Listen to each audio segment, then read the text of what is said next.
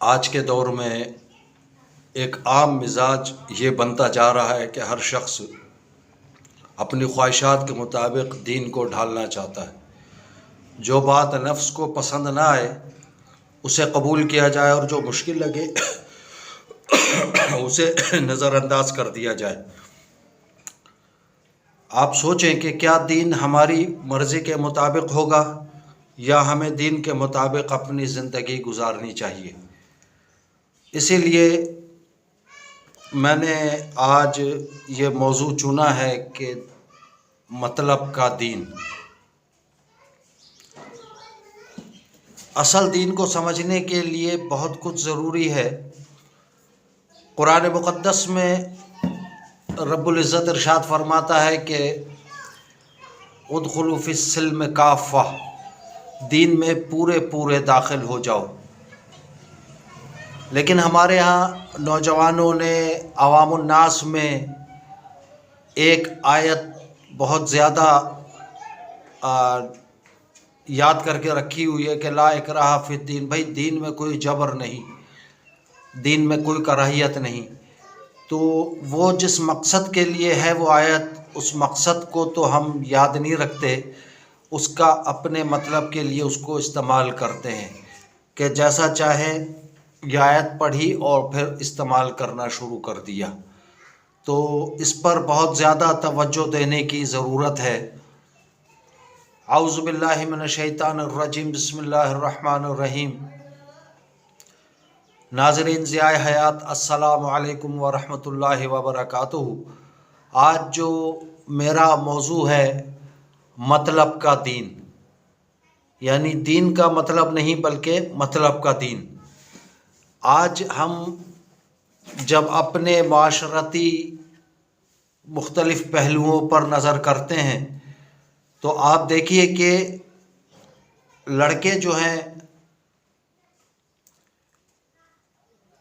نہیں چاہتے کہ جہیز کے اوپر کوئی خطاب ہو، جہیز کی برائی کے حوالے سے، اس لیے کہ ان کو جہیز لینا ہوتا ہے، یا کوئی اور ایسے بنیادی معاملات جس پر گفتگو ہو جس میں وہ خود ملوث ہوں یا انوالو ہوتے نظر آ رہے ہوں، تو وہ نہیں چاہتے کہ ہم کوئی ایسی گفتگو کریں۔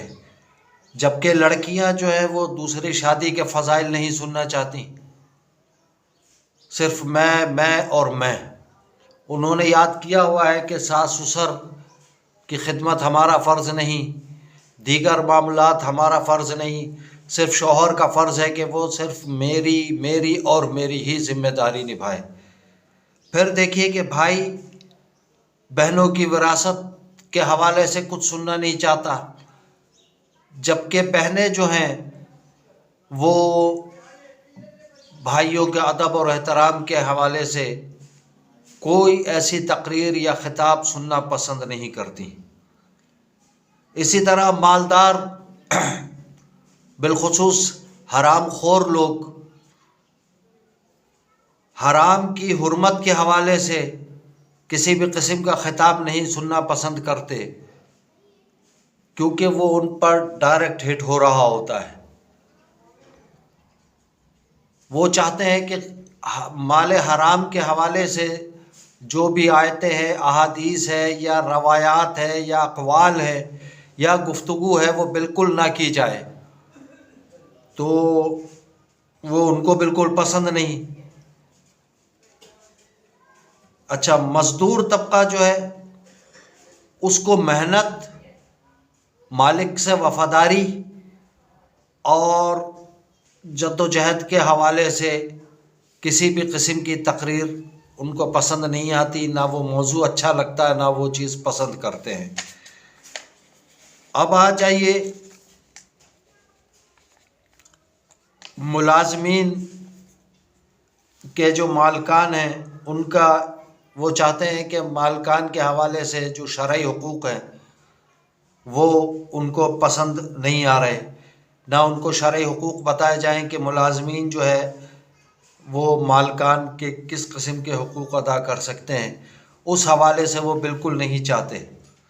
جبکہ مالکان کو ملازمین کے حقوق کے حوالے سے کوئی گفتگو، کوئی چیز رتی بھر پسند نہیں آتی۔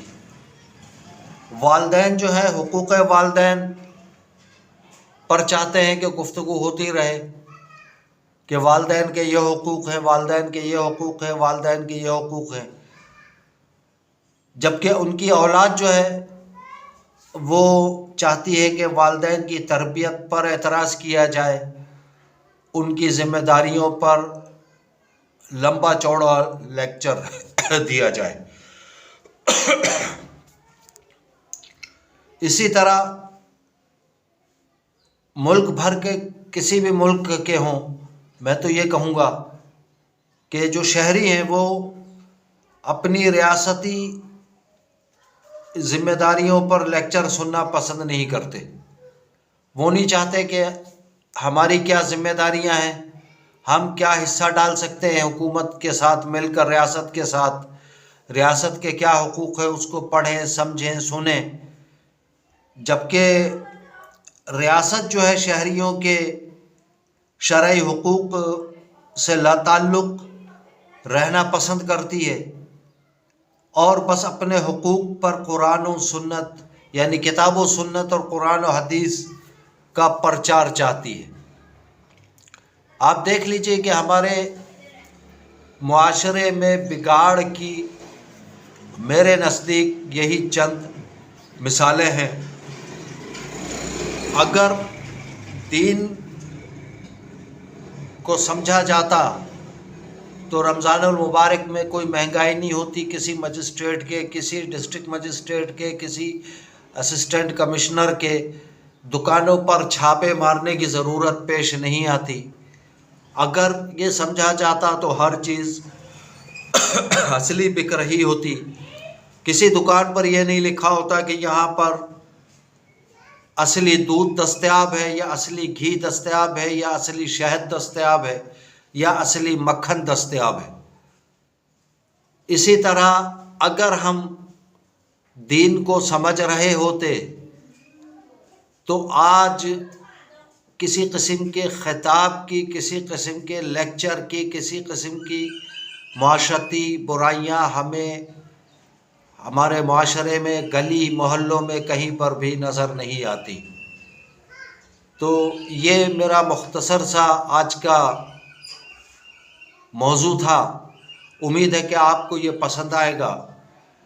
اگر آپ کو آج کی یہ ویڈیو پسند آئے تو جتنا ممکن ہو سبسکرائب کریں، اور اپنے دوست عزیز اقربا میں شیئر بھی کریں، لائک اور کمنٹ ضرور کیا کریں، جبکہ بیل آئیکن کا بٹن دبا دیں تاکہ ہر نئی آنے والی ویڈیو کی اطلاع آپ تک بآسانی پہنچ سکے، یا اس کا آپ کو علم ہو سکے۔ جزاکم اللہ خیرہ، والسلام علیکم ورحمۃ اللہ وبرکاتہ۔